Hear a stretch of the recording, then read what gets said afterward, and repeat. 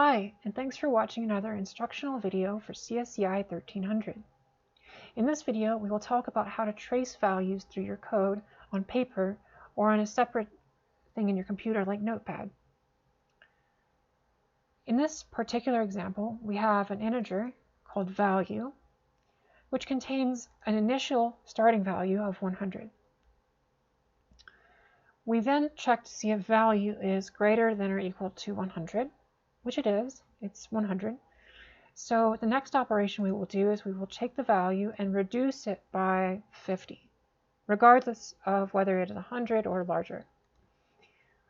We will then go into an if-else check on line 11, and if the value is larger than 50, we will reduce that value by 50 again. Otherwise, we will take the value and add 25 to it. So if we start with 100 and then we reduce the value by 50, we should have a value of 50 by the time we reach line 11.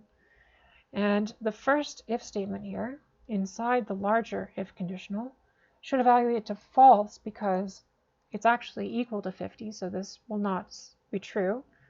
So we'll go into our else statement, and the third thing that will modify value will be that we should add 25 to it.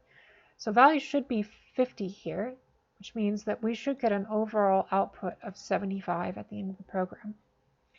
You can see that here in my Notepad. I set value equal to 100 as its initial value. I then logged the next thing that happened, which was that we reduced value by 50. And then I also logged the third thing that changed value, the modifier of value is equal to value plus 25. So once we reach the third modifier, value should be equal to 50.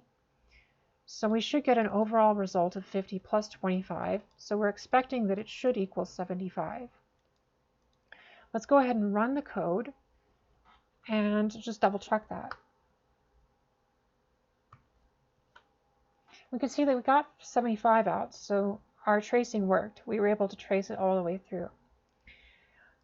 Likewise, say we were to change the value initially to 200. Let's do this on paper by just walking through it. We set value to 200, and then what we do is we say, okay, value greater than or equal to 100? Yes. So the next thing that we will do is we will set value equal to value minus 50. So we're going to reduce it by 50, which means that we should get a value of 150 if we start with 200. The next thing we'll do is we'll check our if-else condition. If the value is greater than 50, then we should reduce by 50. And in this case, we have something larger than 50. So what we will do is we will log that instead. So value should be itself minus 50. And we should have a value of 150 minus 50, so we should project a value of 100. So we're expecting 100. So let's go ahead and run the code and just double check our output. And we can see that we got 100. That's great. Another thing that you can do is you can use the debug tool to check what is happening to the variable value as these checks basically change the value within the variable. So I'm going to run G++ here, and I'm going to step through the code and show you how the value changes. Notice that I set a breakpoint at the top of my main, and the next thing I'm going to do is I'm going to step through the code and look at what happens to value.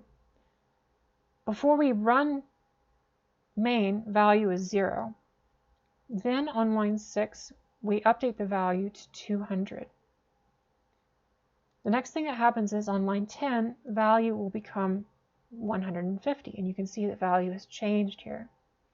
Notice that after line 10, we go to line 11 and check the if statement. Is it larger than 50? It is. So we go into line 13 and reduce the value by 50 to get the value of 100. And notice that after this if statement is evaluated here, we do not evaluate the else statement. We go out of the whole conditional if and go to line 20. So the next thing that happens is that we print the value. That's all for now. Thanks and happy coding.